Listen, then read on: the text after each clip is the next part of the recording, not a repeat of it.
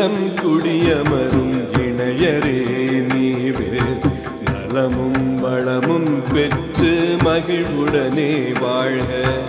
அன்பும் பண்பும் 16 சிறப்புடனே பெருக.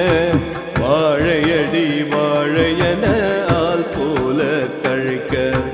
கல்வியும் செல்வமும் வெற்றியும் பெருக.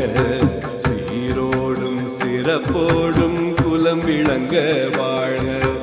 இல்லறத்தில் மகிழ்ச்சியும் நீளாயுளும் பெற்று பேரோடும் புகழோடும் வாழ்க வாழ்கவே.